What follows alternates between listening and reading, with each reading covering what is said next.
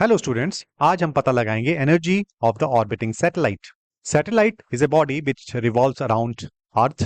Total energy की अगर मैं बात करूं तो total energy of a satellite would be equal to its kinetic energy and potential energy. Kinetic energy पता लगाएंगे और पोटेंशियल एनर्जी उसकी पता लगाएंगे, इन दोनों को ऐड कर देंगे, then will find the total energy of the satellite which is orbiting around the surface of the earth. तो कुछ चीजें समझ लेते हैं। हमारी अर्थ है जिसका रेडियस है आर मीटर्स लिया है हमने। वैसे तो 6400 किलोमीटर है, लेकिन एक हमने जनरल फॉर्मूला पता लगाना है कि total energy of of an orbiting satellite क्या होने वाली है। और ये जो सैटेलाइट है हमारा, ये दिस इज अवर सैटेलाइट, ये कुछ एच ऊंचाई पर है from the surface of the earth. तो अगर मैं इसकी टोटल ऊंचाई पता लगाऊं, टोटल हाइट पता लगाऊं from the centre of the अर्थ, ये सेंटर है, तो कुछ इस तरीके से मैं लिख सकता हूं। टोटल हाइट मान लेते हैं, total distance is D from the centre of the अर्थ, जो कि होने वाला है आर प्लस एच। आर हमारा रेडियस है अर्थ का, जबकि एच हाइट है सैटेलाइट की from the surface of the अर्थ। ये सरफेस ऑफ द अर्थ, इससे कितनी ऊंचाई है वो एच से रिप्रेजेंट किया गया है, और रेडियस इज कैपिटल आर से रिप्रेजेंट किया गया है। तो total distance from the centre of the earth is D is equal to R plus H होने वाला है। अभी सैटेलाइट धरती के चक्कर लगा रहा है, चक्कर लगा रहा है विद सर्टेन वेलोसिटी, जिसको हम ऑर्बिटल वेलोसिटी बोलते हैं। लेट्स से इसकी जो वेलोसिटी है वी एस, इसको हम ले लेते हैं, इसकी ऑर्बिटल वेलोसिटी ये है। सैटेलाइट चक्कर लगा रहा है, सो दैट मीन्स फोर्सेस आपस में बैलेंस हैं, तभी ये इसके गोल गोल चक्कर लगा रहा है। अगर फोर्सेस बैलेंस नहीं होती तो या तो ये गोल गोल घूमता हुआ धरती से टकरा जाता, या फिर स्पाइरली आउटवर्ड ये धरती के ग्रेविटेशनल फील्ड से बाहर निकल जाता अगर इसकी वेलोसिटी ज्यादा होती तो। इन अवर केस हमारा satellite is orbiting around the surface of the earth with a certain velocity. That means forces are balanced out.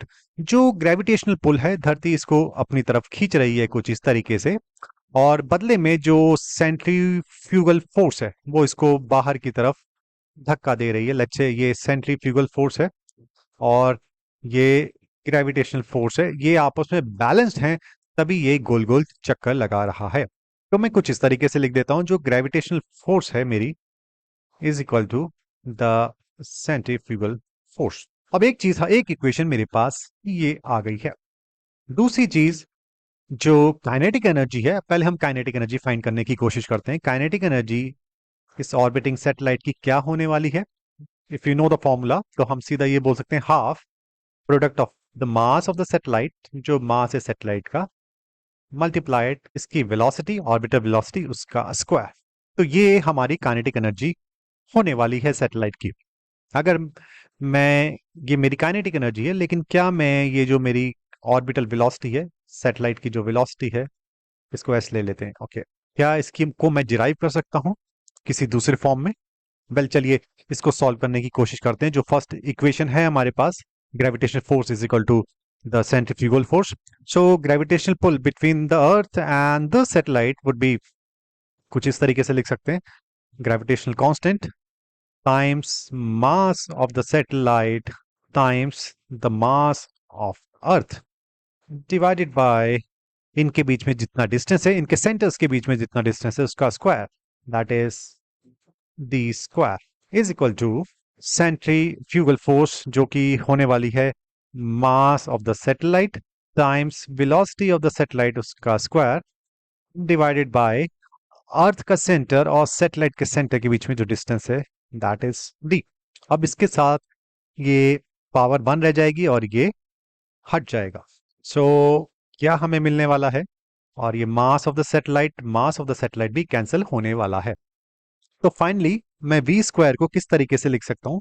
इसको मैं सिंगल आउट कर देता हूं, तो मेरा V square, that is the orbital velocity of the satellite, इसका square क्या आने वाला है? ये कुछ इस तरीके से आने वाला है, gravitational constant mass of the earth divided by d, distance between the centers of the earth and the satellite। थोड़ा सा और आगे बढ़ते हैं, तो ये मेरा v स्क्वायर हो गया, that is the orbital velocity of the satellite, उसका square. This is my equation 2। So can we find any relationship between the velocity here and the kinetic energy में जो वेलोसिटी है, क्या मैं वी एस स्क्वायर जो कि kinetic energy में मेरे पास वेलोसिटी है उसकी जगह ये वैल्यू पुट कर सकता हूँ? ऑब्वियसली हम कर सकते हैं। तो मैं पुट करता हूँ तो मेरी काइनेटिक एनर्जी क्या आने वाली है? तो वो कुछ इस तरीके से आने वाली है। Kinetic energy of my orbiting satellite is half mass of the satellite V square. ये वी स्क्वायर है मेरा, इसकी जगह मैं ये वाली वैल्यू पुट करने जा रहा हूं। तो ये कुछ इस तरीके से हो जाएगा, gravitational constant mass of the earth divided bye D. अब मेरा डी क्या होने वाला है? डी मेरा है आर प्लस एच। तो मैं डी की जगह कुछ इस तरीके से लिख देता हूं, R that is the radius of the earth plus height of the satellite from the surface of the earth.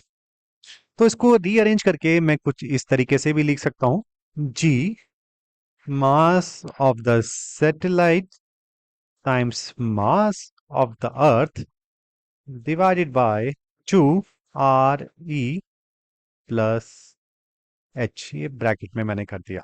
So this is my kinetic energy of the satellite. तो मैं इसको कुछ इस तरीके से कर देते हैं। ये हमारी काइनेटिक एनर्जी हो गई ऑर्बिटिंग सैटेलाइट की।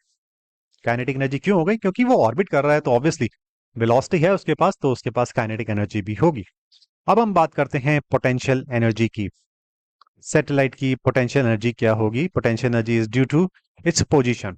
सी पोटेंशियल एनर्जी इज माइनस, मैं सीधा फॉर्मूला लिख दे रहा हूं। और पोटेंशियल एनर्जी कैसे डिराइव की हमने, इसको लेके मैंने वीडियो बनाया हुआ है पूरा डिटेल में कि पोटेंशियल एनर्जी क्या होती है किसी भी सैटेलाइट की, वो आप चैनल में जाके देख सकते हैं। So potential energy is capital G mass of the satellite, mass of the earth divided by distance between the center of the earth and the satellite, जो कि d है। तो मैं d की जगह सीधा ये लिख देता हूं, r प्लस एच। एक ही बात है। सो मैंने ये लिख दिया r plus H. So this is my potential energy and this is my kinetic energy. So kinetic energy भी आ गई मेरे पास, पोटेंशियल एनर्जी भी मेरे पास आ गई। अब मैं क्या करने वाला हूं, इन दोनों को मैं जोड़ दूंगा, then I will get the total energy of my orbiting satellite. Kinetic energy और पोटेंशियल एनर्जी को मैं अब जोड़ने वाला हूं। तो इसको, this is my equation 3 and this is our equation 4। So total energy is 3 equation 3 plus equation 4। इन दोनों को मैंने जोड़ दिया तो the total energy of the satellite is equal to kinetic energy plus potential energy। kinetic energy मेरी कुछ ये है, जिसको मैं लिख लेता हूं। ये मैंने कुछ इस तरीके से किया, g mass of the satellite, mass of the earth divided by 2 radius of the earth plus height of the satellite from the surface of the earth, adding potential energy which is minus g mass of the satellite, mass of the earth divided by re radius of the earth plus h। This is the radius of the earth and this is the radius of the earth। इन दोनों को जोड़ दिया, this is plus and this is minus, so we'll get minus and finally हमारे को क्या मिलने वाला है? minus g mass of the satellite, mass of the earth divided by 2 REH। So this is the total energy of the orbiting satellite। ये मेरी total energy है जो सैटेलाइट चक्कर लगा रहा है हमारी धरती के इर्द गिर्द। So this is the total energy of the satellite which is revolving around our Earth। Total energy is negative, आप देख सकते हैं। और अगर मैं सिर्फ एब्सोल्यूट वैल्यू की बात करूं, पोटेंशियल एनर्जी की absolute value and kinetic energy की एब्सोल्यूट वैल्यू, तो kinetic energy is just half the potential energy of the satellite and this is the total energy. ये टोटल एनर्जी है हमारे सैटेलाइट की। अब एक चीज और है, अगर मैं इस एनर्जी को जीरो कर देता हूं किसी तरह, जीरो का मतलब क्या हुआ? Now there is no interaction between our earth and the satellite. Earth और सैटेलाइट के बीच में अब कोई इंटरेक्शन नहीं है, कोई फोर्स एक्ट नहीं कर रही। दैट मीन्स ये सैटेलाइट मेरा अर्थ के ग्रेविटेशनल पुल से बाहर चला जाएगा जब इनके बीच में कोई इंटरेक्शन ही नहीं है।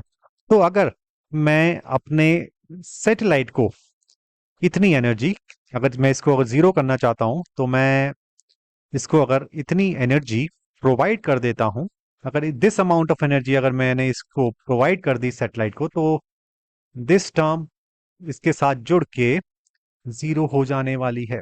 मतलब अब टोटल एनर्जी मेरे सैटेलाइट की जीरो हो गई। अगर मैंने दिस अमाउंट ऑफ एनर्जी इसको प्रोवाइड कर दी तो ये स्केप हो जाएगा।